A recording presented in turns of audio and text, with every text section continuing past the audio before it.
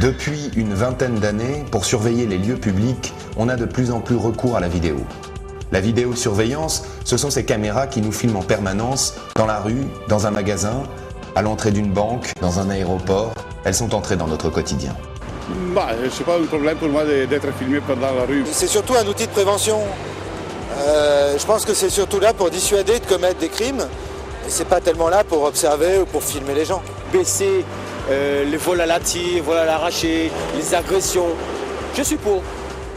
À l'origine, les caméras permettaient surtout de protéger les entrées de certains bâtiments civils et militaires. Puis elles ont été installées pour lutter contre le vol dans certains grands magasins. Maintenant, elles ont investi les lieux publics, justifiés par la lutte contre la criminalité, de la simple délinquance au terrorisme. Après les attentats de Londres des 7 et 22 juillet 2005, ce sont des images de vidéosurveillance qui ont permis à la police de confondre les auteurs.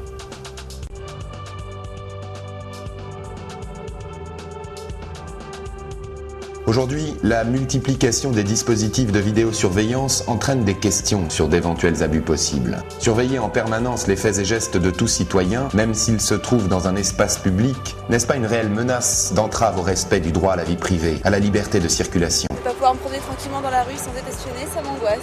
Je pense que si on m'agresse, je compterais plutôt sur les gens qui sont dans la rue autour que sur les gens qui sont derrière leurs écrans de surveillance. Je pense que ça atteint notre image, notre droit d'être et de se balader tranquillement dans la rue sans qu'on nous observe. Les caméras de surveillance n'ont pas empêché les attentats, elles ont juste fait qu'on a retrouvé les coupables plus vite, mais je pense qu'on les aurait retrouvés quand même.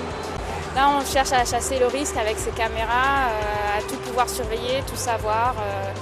Et on pense qu'on peut éliminer tous les risques et tous les problèmes. Moi, je ne suis pas convaincue par ça. Quelques exemples illustrent cette inquiétude. Récemment, la direction d'un magasin d'électroménager a décidé de se doter d'un système de vidéosurveillance pour prévenir les vols.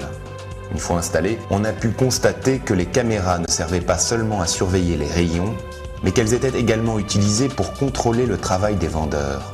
Au nom de la prévention de la délinquance, le maire d'une petite commune dans l'ouest de la France est connu pour avoir fait installer 55 caméras dans les principaux lieux de rassemblement. Comme si cela ne suffisait pas, la commune réfléchit également à la possibilité de doter ces caméras de micros. Dans ce contexte, comment faire face aux abus, aux dérives, aux erreurs ? Des organismes indépendants et des associations ont dénoncé le fait que ces caméras filment prioritairement certains types de personnes, selon des critères discriminatoires. On peut donc s'inquiéter de l'usage abusif de ces vidéosurveillances et des risques de déviance dans leur usage initial. En Europe, comme le montre une étude conduite par l'European Commission Urban Eye Project en 2004, les opinions sur la vidéosurveillance sont très différentes d'un pays à l'autre. En Grande-Bretagne, et ce avant les attentats de 2005, 90% des personnes interrogées ne se déclaraient pas hostiles à la multiplication des caméras dans l'espace public. A l'inverse, seulement 48% des Allemands et 24% des Autrichiens se disent à l'aise avec ce dispositif. Au Danemark, ils sont purement et simplement interdits.